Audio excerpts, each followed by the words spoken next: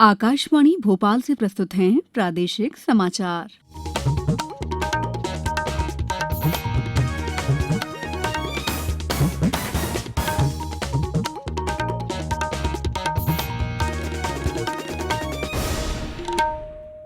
नमस्कार, समाचारों के साथ मैं दीपा सिंह।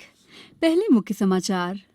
केंद्र सरकार कोयला, खनिज, रक्षा उत्पादन सहित 8 क्षेत्रों पर विशेष ध्यान केंद्रित करेगी।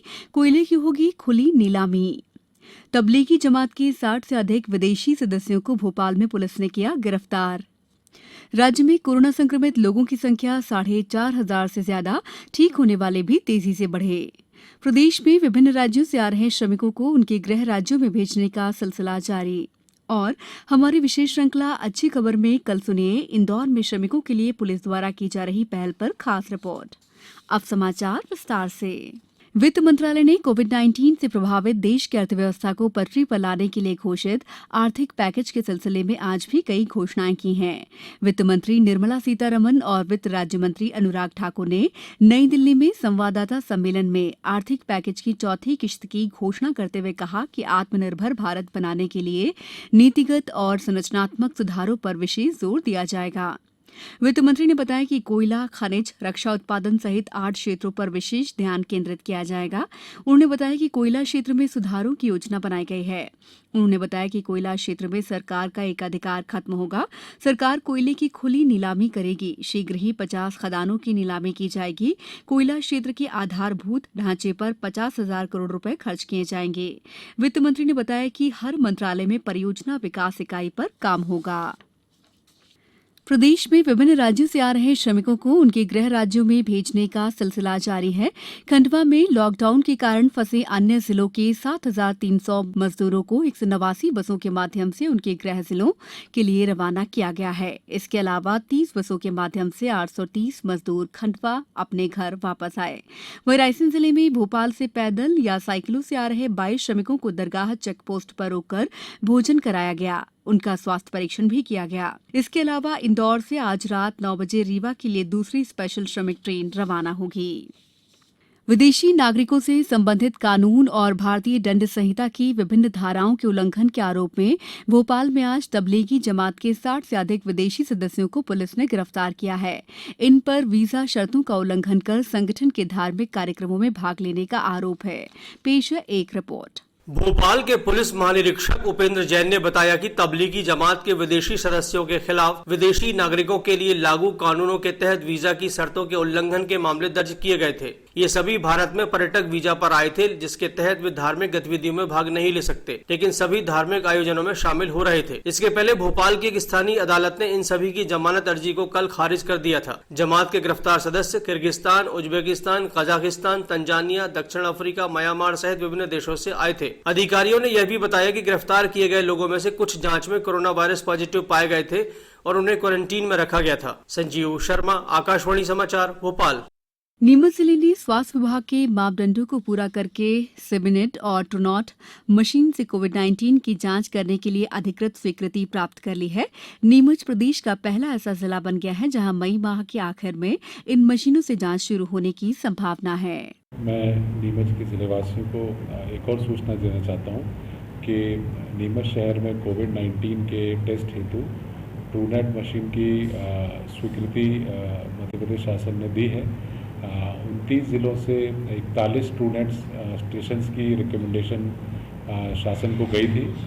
उनमें से सिर्फ नीमच को भी एलिजिबल पाया गया है, जो कि बहुत ही खुशी की बात है। ये समाचार आप आकाशवाणी भोपाल से सुन रहे हैं। हमारे समाचारों को अब आप कभी भी और कहीं भी अपनी सुविधा के अनुसार सुन सकते हैं। ये समाचार बुलेटिन YouTube, ट्विटर और फेसबुक पर AIR न्यूज भोपाल पेज पर भी सुने जा सकते हैं। इसके अलावा आप हमारी वेबसाइट newsonair.nic.in पर अथवा AIR न्यूज ऐप पर भी समाचार सुन सकते हैं। ब्रेक के बाद समाचारों में आपका एक बार फिर स्वागत है। देश में कोरोना वायरस का प्रकोप चरम पर है और अभी संक्रमण के सर्वाधिक आंकड़ों वाले देशों की सूची में 11वें स्थान पर आ गया है।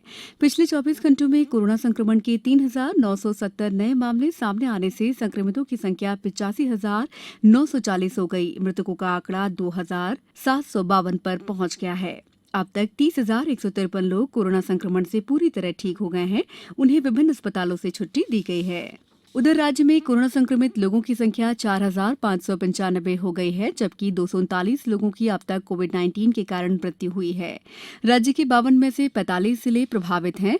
इंदौर में संक्रमितों की संख्या 2,378 तक पहुंच गई है। भोपाल में कुल 939 व्यक्तियों की कोरोना रिपोर्ट पॉजिटिव आई है। वहीं भोपाल के चिरायू अस्पताल में भर्ती कोविड-19 के 32 मरीज आज बीमारी को मात देते हुए कोरोना की जंग जीतकर अस्पताल से अपने घर रवाना हो गए। उज्जैन में 12 नए मरीज मिलने के बाद कोरोना संक्रमितों की संख्या बढ़कर 296 हो गई। वहीं 2 मरीज की मौत के बाद मृतकों का आंकड़ा बढ़कर 47 हो गया है। जबलपुर में आज मेडिकल कॉलेज में 10 लोग स्वस्थ होकर निकले। वहीं आज मिली रिपोर्ट में सिर्फ एक व्यक्ति कोविड-19 पॉजिटिव पाया गया है। इसे मिलाकर जबलपुर में कोरोना पॉजिटिव मामलों की संख्या 175 हो गई है। बैतूल जिले में 40 दिन बाद 2 कोरोना संक्रमित फिर मिले हैं।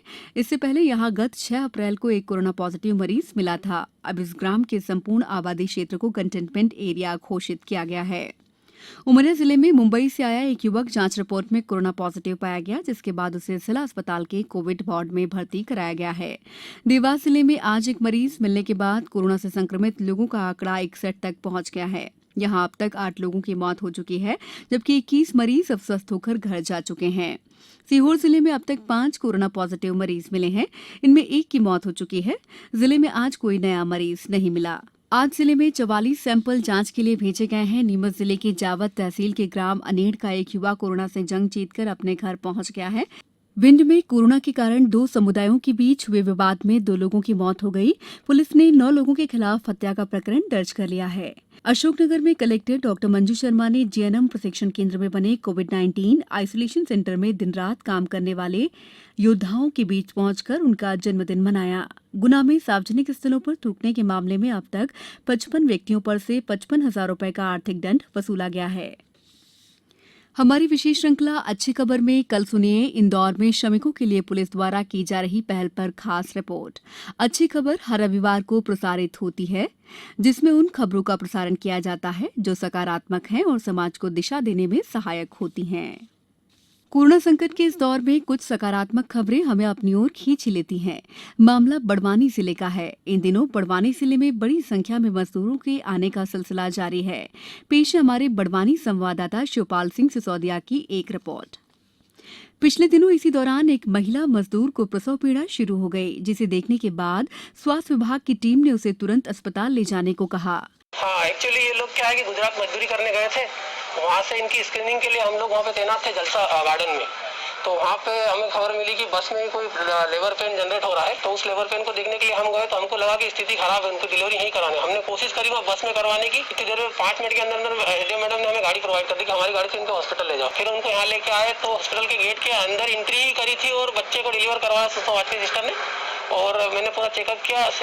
दोनों, उसकी माँ और बच्चा दोनों स्वस्थ है, पूरी तरीके से स्वस्थ है, बच्चा भी स्वस्थ है।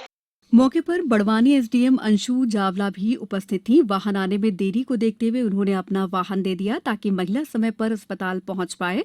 समय पर वाहन मिलना काम आया और महिला ने बच्चे को वाहन में ही जन्म दे दिया। फिलहाल मां और बच्चा दोनों स्वस्थ हैं। हालांकि हमने एम्बुलेंस को कॉल किया था, पर मुझे लगा एम्बुलेंस के लिए वेट करना ठीक नहीं होगा और उस समय पे मैं या मेरी जगह कोई और ऑफिसर भी होता तो शायद यही डिसीजन लेता कि हम सारी चीजें भूल के अपनी गाड़ी प्रोवाइड करके उसको हॉस्पिटल तक पहुंचाए, और वही मैंने भी किया। अब कुछ समाचार संक्षेप में। केंद्रीय माध्यमिक शिक्षा बोर्ड सीबीएसई 10वीं और 12वीं कक्षा की बोर्ड परीक्षा की तिथियां सोमवार को जारी करेगा। इससे पहले ये तिथियां आज शाम को जारी की जानी थीं। कांग्रेस नेता राहुल गांधी ने कहा है कि लॉकडाउन को सूझबूझ से हटाया जाना चाहिए ताकि बुजुर्ग और कमजोर लोगों पर इसका बुरा असर न पड़े। आईसीएमआर ने कहा है कि पिछले 24 घंटों में कोरोना वायरस के कुल 94,325 मामलों का परीक्षण किया गया है। छतरपुर में हुए ट्रक सड़क हादसे पर प्रभारी मंत्री तुलसी सिलावट ने जांच के निर्देश दिए हैं। इस हादसे में 6 मजदूरों की मौत हो गई थी और 18 मजदूर घायल हुए थे। राष्ट्रीय डेंगू दिवस पर आज प्रदेश में जबलपुर, झाबुआ, होशंगाबाद सहित विभिन्न स्थानों पर सामुदायिक कार्यक्रम आयोजित किए गए। राजगढ़ में भोपाल संभागायुक्त कविंद्र कियावत ने अधिकारियों की बैठक ली और सोशल डिस्टेंसिंग के साथ विभिन्न विभागों की समीक्षा की। अंत में मुख्य समाचार एक बार फिर। केंद्र सरकार कोयला, खनिज, रक्षा उत्पादन सहित 8 क्षेत्रों पर विशेष ध्यान केंद्रित करेगी। कोयले की होगी खुली नीलामी। तबलीगी जमात के 60 से अधिक विदेशी सदस्यों को भोपाल में पुलिस ने किया गिरफ्तार। राज्य में कोरोना संक्रमित लोगों की संख्या 4,500 से ज्यादा, ठीक होने वाले भी तेजी से बढ़े। प्रदेश में विभिन्न राज्यों से आ रहे श्रमिकों को उनके गृह राज्यों में भेजने का सिलसिला जारी। और हमारी विशेष श्रृंखला अच्छी खबर में कल सुनिए इंदौर में श्रमिकों के लिए पुलिस द्वारा की जा रही पहल पर खास रिपोर्ट। इस बुलेटिन में बस इतना ही।